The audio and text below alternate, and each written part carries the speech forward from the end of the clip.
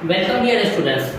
अब तक हम लोग ये आपका लेसन नंबर 1 है, संख्याओं का मेला मीन्स अध्याय 1 संख्याओं का मेला और अभ्यास एक्सरसाइज 1 इसका क्वेश्चन नंबर 7 तक बना चुके हैं। आज हम लोग क्वेश्चन नंबर 8, 9, 10 को बनाएंगे। 8, 9, 10 8, 9, 10 को सॉल्व करेंगे। तो हम लोग देखते हैं क्वेश्चन नंबर 8 क्या है। क्वेश्चन नंबर 8 में कहा जा रहा है 375 में इकाई और दहाई के अंकों को आपस में बदल दें तो कौन सी संख्या मिलेगी, दोनों संख्याओं का अंतर क्या होगा। यहाँ क्या कहा जा रहा है 375 है, ये आपका 375 है। इसका जो है क्या कहा जा रहा है इकाई और दहाई के अंकों को पलट दिया जाए।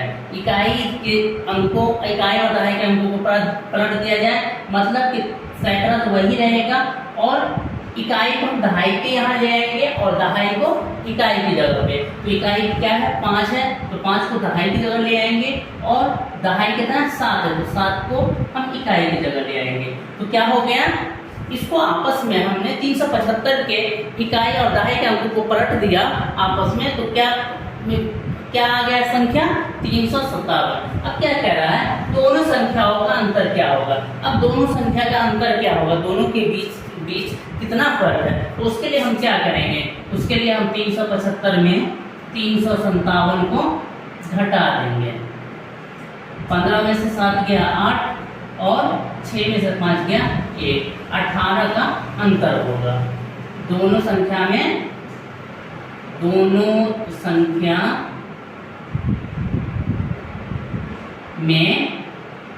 अंतर कितना हो जाएगा 18। ठीक है।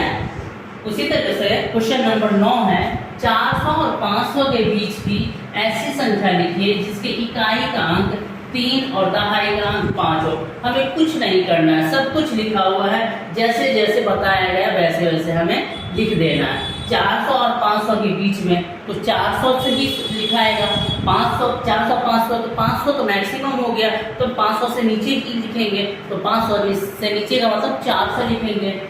तो पहले हम क्या करते हैं इकाई का लिख देते हैं। इकाई का अंक कितना है 3 कहा जा रहा है, दहाई का अंक कितना कहा जा रहा है 5 कहा जा रहा है और सैकड़ा हमारा क्या होगा 4 होगा। तो 400 और 500 के बीच की वो संख्या जिसका इकाई 3 और दहाई 5 हो, वो कौन सी संख्या होगी 453। क्वेश्चन नंबर 10 है, प्रश्न नंबर 10 है मैं 2 अंकों की संख्या हूँ, मेरे अंकों का योगफल 7 है, बताइए मैं कौन कौन सी संख्या हूँ। इसमें कई संख्या होगी, 2 अंकों की संख्या। अंक को समझते हैं, जो एक सिंबल डाल दिया जाता है वो अंक हो गया और वही संख्या भी होता है। मान लो कि 2 सिंबल डाल दिया गया तो 2 अंकों की संख्या हो गई।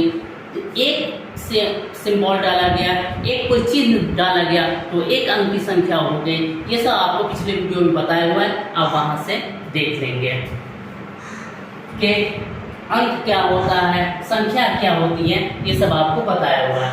तो यहाँ कहा जा रहा है 2 अंकों की संख्या हो, 2 अंक की संख्या है, कोई भी हो सकती है। मेरे अंकों का योगफल 7 है, बताइए मैं कौन कौन सी संख्या हूँ। तो योगफल क्या होता है जोड़, मतलब वो जो 2 अंक की संख्या है उसको हम अगर जोड़ते हैं तो 7 होता है। तो देखिए अगर हम 16 लिखते हैं तो क्या होगा, 16 को अगर हम 1 और 6 को जोड़ देते हैं तो 7 हो जाएगा। तो ये एक नंबर ये आपका हुआ। आगे देखिए 17 तो होगा नहीं, ज़्यादा हो जाएगा 18, 19, 20 जो भी। उसके बाद आगे आप देखिए 25 हम लिखते हैं। 25 के दोनों अंक को अगर हम जोड़ते हैं 2 और 5 कितना हो जाएगा 7 हो जाएगा। तो एक संख्या कौन हुआ 25। उसके बाद हम आगे बढ़ते हैं 34। हम देखते हैं 34 को देखते हैं, 3 और 4 को जोड़ते हैं तो कितना हो जाएगा 7 हो जाएगा। तो 7 आ रहा है, दोनों अंकों का योगफल 7 आ गया। उसके बाद हम देखते हैं 43 को, 3 और 4, इसको अगर हम जोड़ते हैं 4 और जोड़ 3 तो 7 होता है। उसके बाद आगे हम देखते हैं 52 को, 52। 52 में 5 और 2 को जोड़ेंगे तो 7 होगा। उसके बाद हम देखते हैं 61 को। 61 6 और 1 को जोड़ते हैं तो क्या होगा? 7 होगा। उसके बाद हम लोग देखते हैं 70 को।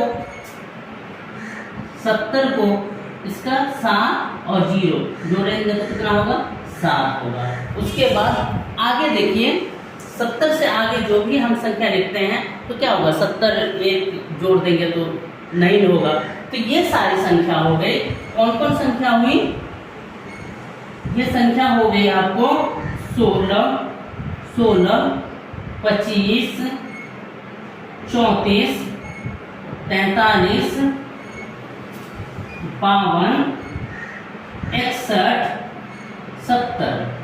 ये सारी संख्या है जो 2 अंकों की संख्या है और इस संख्याओं का योग 7 होता है। और भी आप 2 अंकों की संख्या में और भी कोई ध्यान में आपके आता है तो वो भी आप बताएंगे, आप लिखेंगे। उम्मीद है कि ये वीडियो आप लोगों को ये क्वेश्चन नंबर 8, 9, 10 इसको सॉल्व करने में, समझने में आसानी होगी मेरे इस वीडियो से।